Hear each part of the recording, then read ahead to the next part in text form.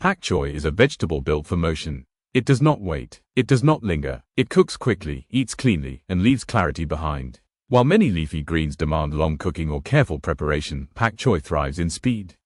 It was made for hot pans, quick turns, and precise timing. This alone explains why it dominates Asian kitchens and is now spreading globally. Botanically, pak choi is Brassica rapa subsp. Chinensis. It belongs to the Brassica family, alongside cabbage, broccoli, kale, and mustard greens. But unlike its heavier relatives, pak choi rejected bulk. It did not choose density. It chose balance. Pak choi grows as a cluster of smooth white stalks topped with dark green leaves. The stalks are juicy and crisp.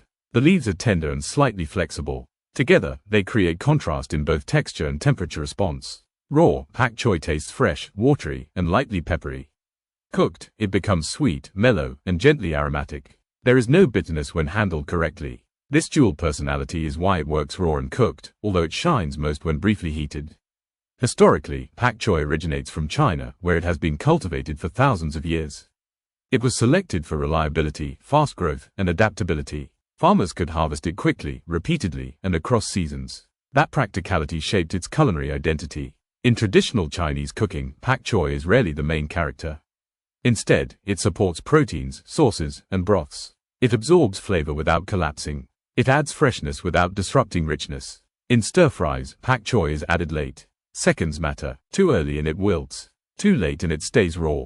Mastery of pak choi is mastery of timing. In soups, pak choi softens gently while maintaining structure. In steaming, it stays vibrant. In blanching, it becomes tender while retaining snap. Texture is pak choi's greatest strength.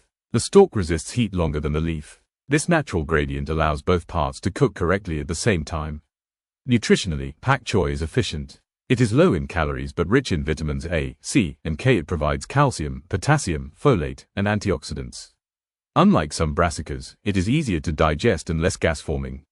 Its vitamin K content supports bone health. Its antioxidants contribute to cellular protection. Its water content supports hydration. Pak choi fits clean eating philosophies without trying to market itself. It simply performs. Agriculturally, pak choi grows fast. Some varieties mature in as little as 30 to 45 days. This makes it ideal for urban farming, hydroponics, and small-scale agriculture. It tolerates cool weather but grows year-round in controlled environments. Its short cycle makes it a favorite for consistent harvests. Visually, pak choi is crisp and modern. White stalks contrast sharply with green leaves. When plated, it adds brightness and order. This matters in contemporary food culture, where presentation signals freshness and health. The biggest mistake with pak choi is overcooking. Heat destroys its identity. Another mistake is separating leaves and stalks without understanding timing. They are designed to cook together. Pak choi does not want drama. It wants respect. It is not a leafy green trying to be filling. It is a green designed to complete a dish. Fast, clean, balanced. Pak choi is proof that speed and quality are not opposites.